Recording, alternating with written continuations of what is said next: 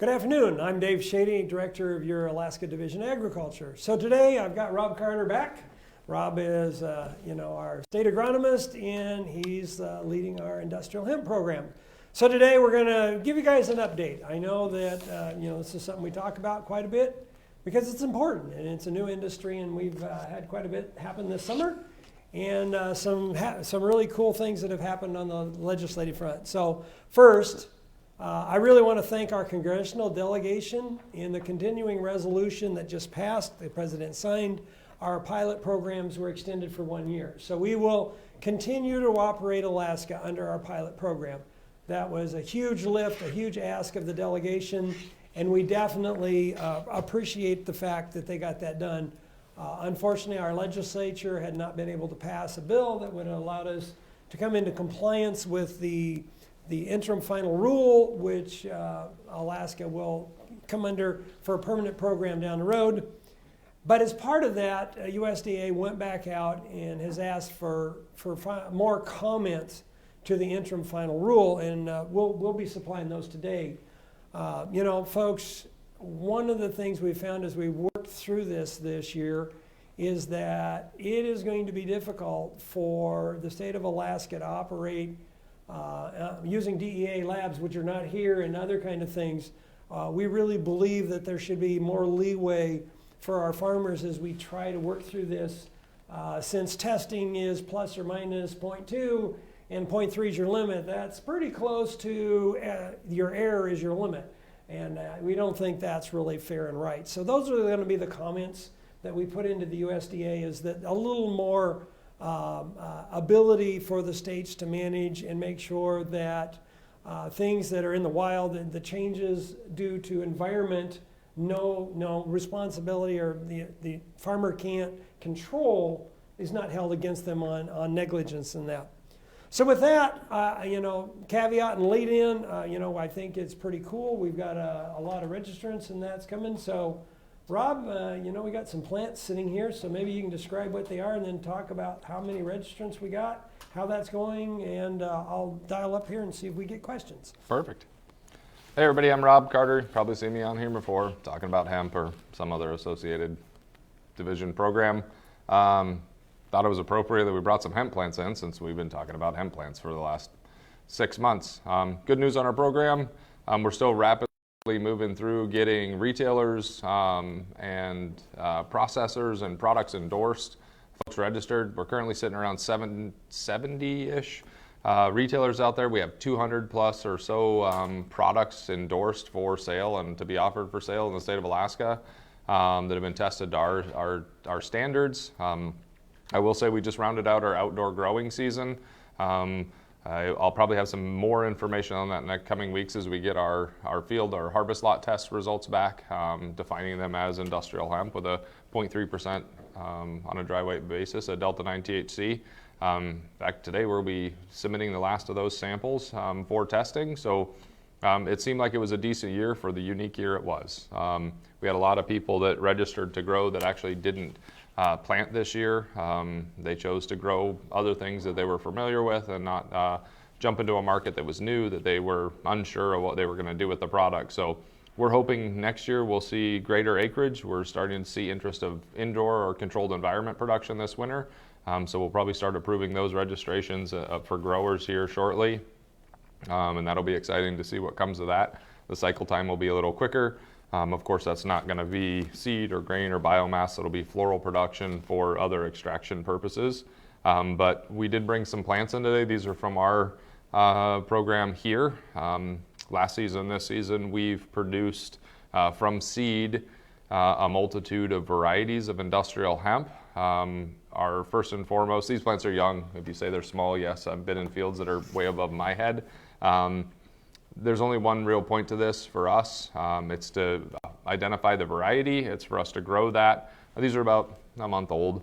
They've been sitting in a greenhouse being neglected a little bit, but that's the intent. We are just growing them up. We're going to let them onset flowers. We're going to harvest a sample from them, have them tested for cannabinoid concentrations, and see if they meet the definition of industrial hemp. Because it's one thing that we have out there is a list of 250 plus approved varieties. And we only know that information based on what other states have done. We don't know them about production in Alaska or Alaskan production practices. So we're validating some of those ones that show interest. You have varieties that are very lengthy and very tall, like this one. It's actually a fiber variety. And then varieties such as this that are actually used for extraction for cannabinoids. So all in all, we're just going to do some real basic testing to make sure that they meet the legal definition of industrial hemp. Once we cull through the ones that do and don't, we will make sure that we put them into a little more aggressive trials, yields, potency or concentration of cannabinoids, and terpenes as well, because that's something that's interested in the industry. I think that it was a good start for a really unique year. I'm pretty happy with what we saw. I'm happy with even this year. This year was not last year in our production. Last year you could grow anything in Alaska, and this year was a little more traditional for climate. So we did see a little difficulter growing conditions for industrial hemp outside, but we've inspected fields. We've collected harvest lot samples from fields that are well above 8 feet tall and a significant amount of biomass. And so we'll try to work with those growers to get the product that they have developed into a trial market. We're looking at a bunch of avenues of what we may or may not be able to do with it. And I think that's pretty exciting. I think that's as exciting as getting everybody registered. So please, if you are interested in growing, processing, or retailing industrial hemp or industrial hemp products, hop onto our website, take a look at our webpage. That's a pretty simple registration process. If you're currently selling industrial hemp products, this is another reminder, you must be registered with our program to continue to offer those for sale. We have been doing some store visits as time and COVID allow. That we go around, we stop by known locations of people offering for sale industrial hemp products. A lot of those folks have hopped on, gotten registered. I will tell you that what you see here in between us, our logo, our program logo that's here, those retailers that are registered with our program will have that same logo on an 8-inch placard somewhere very visible within or on the outside of their store. So we appreciate the support to the folks that have registered with our program, and continue to look for that, because those individual businesses around the state of Alaska are in compliance with our program. And as we're starting to endorse more products, get the testing requirements that we have in our regulations on those products, we're looking to make sure those products are not only industrial hemp derived, but safe for the consumer. So I really want to, push hard on the fact that I am very well aware of a large number of retailers that have not come in and got registered. And Rob, you can play good cop, bad cop, or you can play, the nice regulator or the not so nice. We really are trying to do voluntary compliance. We are really trying to be the nice regulators, the good cops. Folks, come to the first of the year, then I'm not going to have that choice. We are going to have to start writing NOVs. We're going to have to start going out there and doing our regulatory process. I think we've been very lenient. We've given people a lot of extra time due to COVID and other circumstances to come into compliance. And the reason why this is really critical is that if you're in our program, I can guarantee you that the testing and the requirements to be in there are going to make that a safe product. And so, the one thing that Rob and I spent over a year was working on regulations and a scenario so that if you're buying a cannabinoid product and it's labeled and it's approved by us, the Division of Alaska, Division of Agriculture here in Alaska, it's going to be safe for you. There will be THC in it. If it does, it is labeled. So Rob, could you kind of talk about, because some of the testing of the people that have come in has actually been going up and beyond the testing that we've required. And so why don't you talk about the things we're testing and what are the things that could be in products that haven't been through our program, so that people understand why we have this concern. So I guess first and foremost, I'd go with what's in there. Let's say that when someone offers for sale an individual industrial hemp-based product, that product normally contains a carrier such as like defractionated coconut oil or MCT oil, you'll see on the label. That's the carrier of the industrial hemp derivative that's in there. We have and are aware and have found found that products that state that they contain industrial hemp, which why you're buying it to have a wellness effect from that, it's not there. Because of the lack of the federal oversight and no oversight by the FDA, there's products out there that are available for sale that actually don't contain any cannabinoids. And we'll use CBD as that example because it's quite prevalent in today's society, in the retail market, and all over Alaska. And there's a lot of people that use that. But it's not in there. It's not derived from industrial hemp. It's either synthetic. But then beyond that, we go into the production and the processing of industrial hemp to get to some of the methodologies to get cannabinoids out of an industrial hemp plant. Oh, get back here like this. I'm gonna need some water. She's a little light. There's an extraction process. There are ways to do that safely, and there's ways to do that cheaply. And a lot of times the cheap processes contain a lot of or could contain heavy metals or residual solvents that are not good for consumption. And so our program does have a very, very strict guidance on not only the plants, but the products, and those products are going to be used for human or animal consumption, which also includes absorption, so topicals like lotions or deodorant. Those individuals that aren't in our program may or may not have tested that. We have found people that come to us that endorse a product that their product already contains a certificate of analysis or a COA that is tested for well beyond what we test for. And then there's ones that don't have any. So without those, they cannot be endorsed by our program. A product manufactured or created in Alaska from industrial hemp and offered for sale has to be tested for those contaminant standards. They have to be tested for a specific list of pesticides. They have to be tested for a specific list of residual solvents and heavy metals, mycotoxins, and alpha toxins.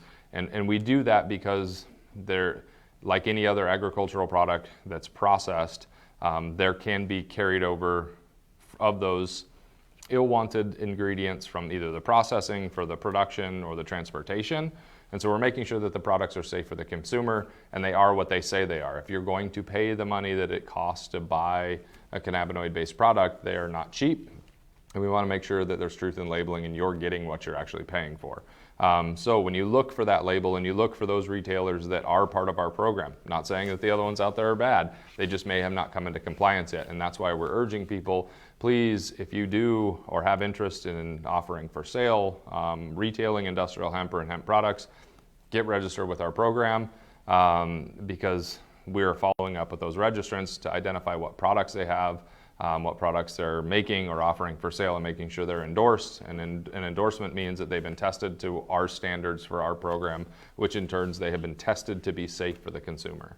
Right. So one of the misnomers that I've heard when I've been talking to folks, Rob, is that it only can come from Alaska, and I would say the majority of product is actually being produced out of state, and so that I see a lot of internet sales, and I mean up here, and technically, that's actually in some ways more dangerous than the store shelves because we have no idea where that's coming from. So it doesn't matter where you're getting this. If you're buying it in the state of Alaska, it should go through the registration process. We do have some internet sales folks that have signed up, and so in the near future, I don't know if we've got our list of approved retailers yet, but I know we're working on one. It's building every day, and right. hopefully it'll go live. So we're gonna try to do a better job as we go down the road of getting that out, so people can look on the list and go, yeah, this store is part of it.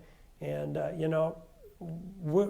the reason for having the industrial hemp sticker on the front door is so that I mean, it really is just for a quick and easy way for the public to go, oh, if I'm going in here into this store, are they in the compliance, or do I want to go down the street to the guy that has the store? You don't have to go up and ask. It's right there on the front door. It's on the front window. It should be in front of that display that, hey, we're registered.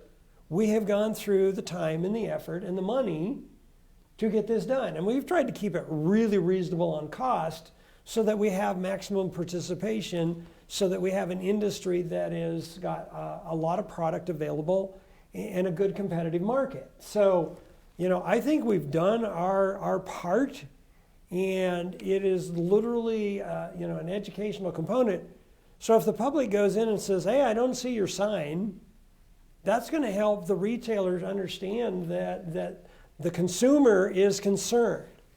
And we've worked really, really hard to take the time, take the effort, reassign staff. I mean, you know, we're about to hopefully close and hire our first industrial hemp staff, you know, 2 years into the program, because we wanted to make sure this was going to work. And it's working. It's actually coming along well.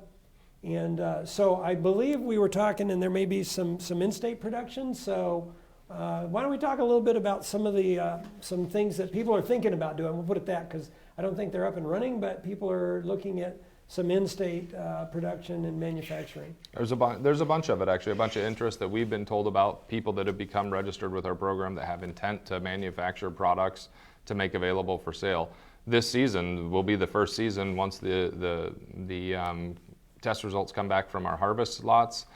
This will be the first chance for Alaska-grown industrial hemp to be turned into an industrial hemp product that can be available for sale. So we'll start to see those. We know there's a ton of interest in the producers that that grew that industrial hemp. Some of them are going to process it themselves. Some are going to pass it off to others. So we will see soon, in the near future, industrial hemp derivatives and products that are available for sale in the state that were grown and processed in the state. There are a lot of people that are in the state of Alaska that already generated a product that they offered for sale, and now they're incorporating industrial hemp derivatives into those products. And we're starting to see those folks get registered with us so they can manufacture those products and offer them for sale. So you're going to see, probably within the next 2 or 3 months, I would expect right before the holiday season, to start to see Alaska industrial hemp-based products made, and there's some already out there, of course. But again, more and more, and of course then some that have been derived from industrial hemp grown in the state of Alaska. And I think that's really the intent of the program, is to make sure that, of course, all the products are safe for the consumer, but to help build an industry. And that's what we're trying to do. We're trying to get it from a plant such as this, through a processing facility, into the hand of the retailers and those folks that are manufacturing products and then making those available for sale in-state, and then, of course, internationally or around the country. Perfect. Yeah, and that's exactly right. And you know, Rob, the other thing is we've had a couple of incidents where people have called up and they've had negative effects, we'll say, from giving themselves or an animal these kind of cannabinoid products. So what is your advice on how to report that back to us? You know, because one of the things that we're trying to do is make sure, you know, with safety, the other part of that is we need to know about things that might be occurring out there that we're unaware of. So. Sure. I would say that we've got a couple complaints through this growing season, more not on Alaska-based products, but on products they'd either purchased through the internet, through an online retailer, or at a local retailer that they had purchased and said, hey, this didn't work for me, hey, this was different. The number one key to our program, I think, from the endorsement thing is we want to make sure the products are tested safe, and we want to make sure if they contain any part of THC that they are labeled as such. It's unfortunate that some people consume a product for wellness, they believe that it's a safe product, and then inadvertently they took a product that contained THC and they weren't allowed to in their workplace, and it can cause some pretty significant difficulties. If someone is out there that it's a consumer that buys a product that has an ill effect to it or response, or that is unaware of what the product is or where it was derived from, you can shoot us an email at industrialhemp@alaska.gov and we'll follow up on that. We're not here to, you know, field all these complaints of just, hey, this is and what it is. Some people don't feel the effects of industrial hemp derivatives, but we want to make sure that's because it's them and not the product, and we want to make sure the products are safe. So if there is a consumer complaint, please email us your complaint to industrialhemp@alaska.gov. We have a little section there that we kind of watch to make sure. And at this point, people are learning about the program, learning about the endorsements. We're receiving emails from people that have purchased cannabinoid products for a long time saying, hey, what about this product? I've been buying this product. Is it endorsed? We're not here to promote one product over the other, but we will tell you and respond to you that that product does carry a current endorsement and has been tested to the state of Alaska standards. So the last thing that I do want to kind of talk about is the unique relationship we have with our marijuana recreational industry. I know you don't like using the word marijuana, but you know, that's what they call it here. And the fact that if you go into that store and you buy cannabinoids that are, you know, industrial hemp based, that we have that concurrent jurisdiction, so that people understand that it's two different products, two different programs, but if you go into the marijuana shop and you buy your CBD there, it's still under the jurisdiction we have, and that those folks need to make sure that they're working within both frameworks of regulations. Sure. Well, from that perspective, on the recreational side of cannabis, we do have, and because those individuals are familiar with all types of cannabis, they do and offer for sale industrial hemp-derived cannabis products. So the recreational side of cannabis is not controlled by us. That is a completely different department, and they have a board and a process. But a lot of those individual retailers actually are registered retailers with our program, and I give them a lot of kudos for that, Great. for stepping up and coming into compliance. And we have a significant amount of them, and we have more that we're processing today and will be for the next 4 coming weeks.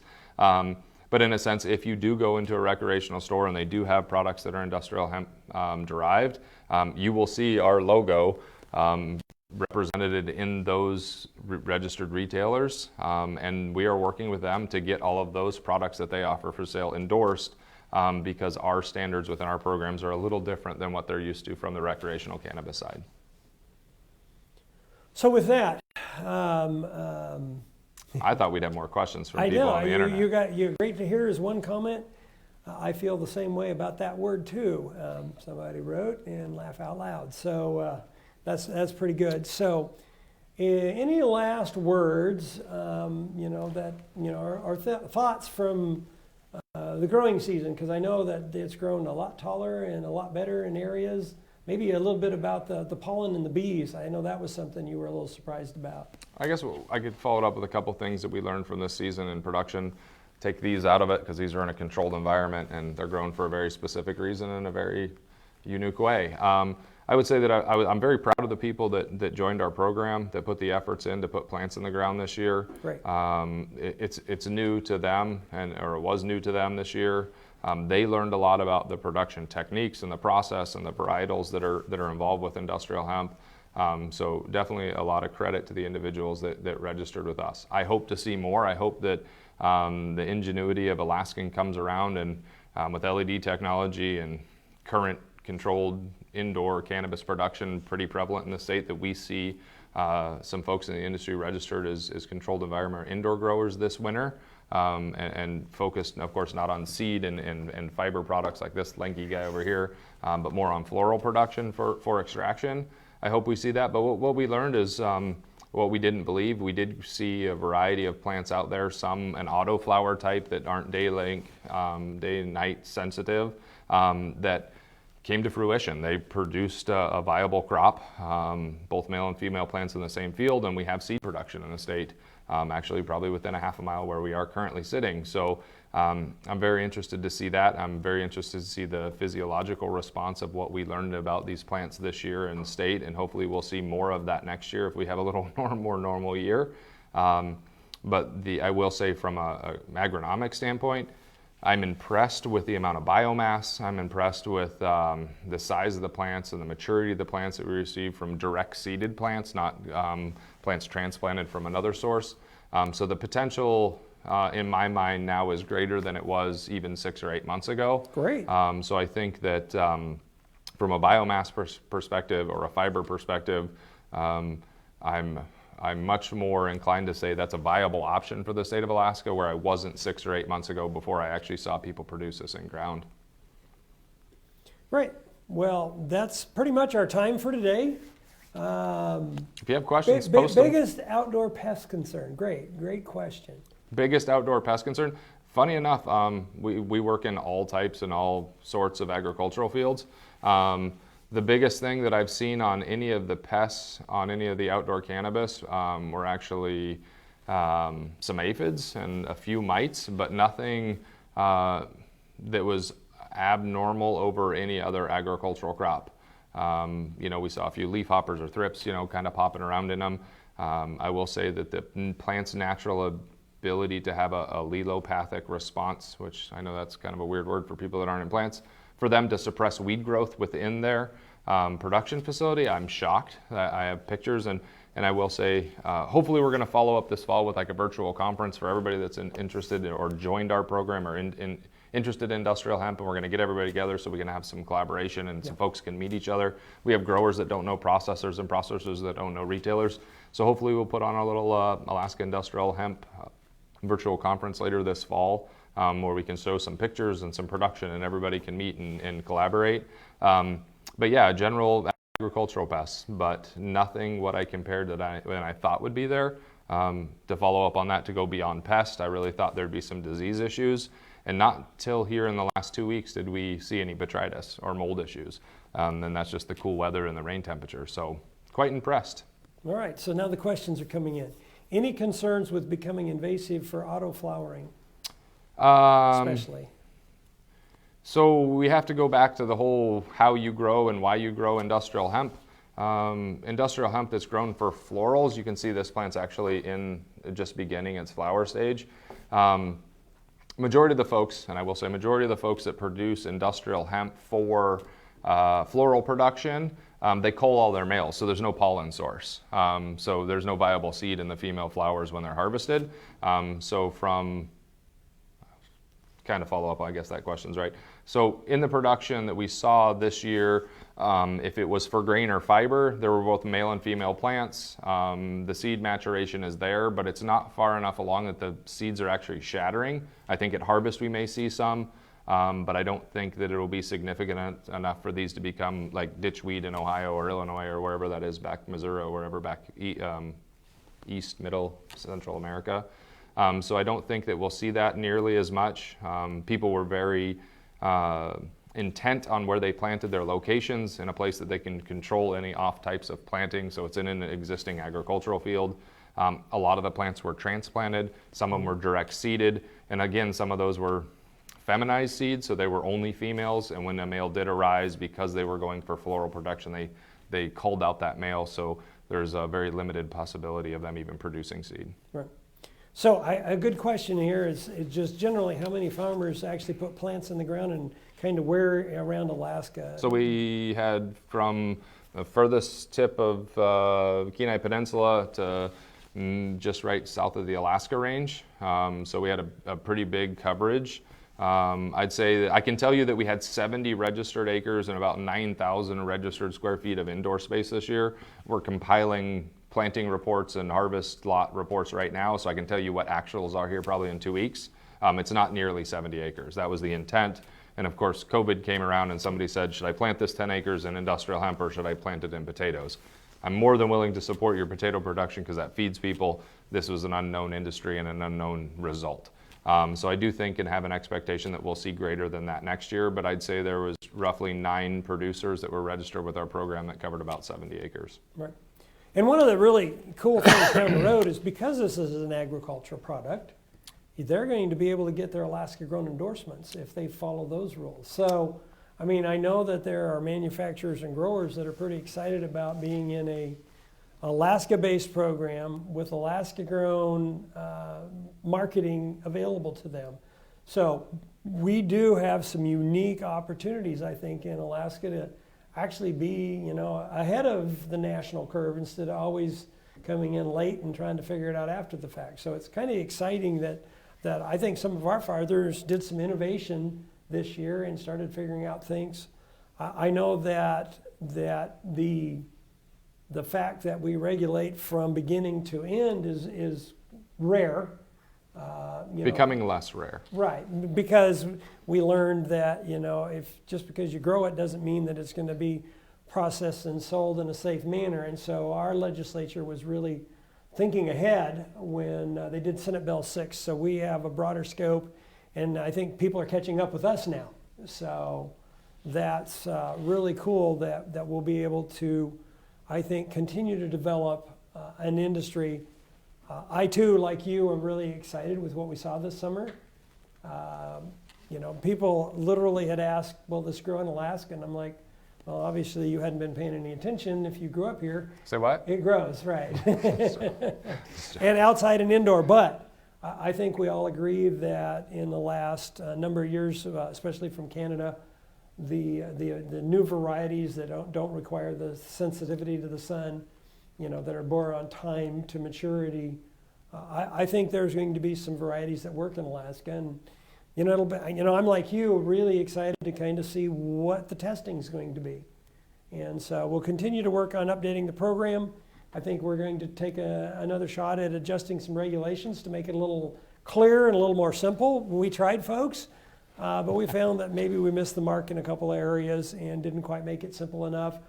We found there's some national standards that have been put in place now that we can use, so we don't have to describe or prescribe changes, because on a national level they've actually exceeded our what we want to see, but we didn't write our regulations to point that is an equal. So any last comments? I leave the last word to you, Rob. I appreciate all the questions. I wish we had questions throughout this whole video so you didn't have to listen to us talk the whole time, but I think it was a good update. I think it's a great update for people that are interested in industrial hemp. I'm proud of where this program is going and the direction it's heading. And I appreciate everyone that has come forward and stepped up and registered to be part of the program, those that are helping others become registered with the program. And I think it's nowhere but up from here. So thanks again, I appreciate it. Thanks all. See you next week.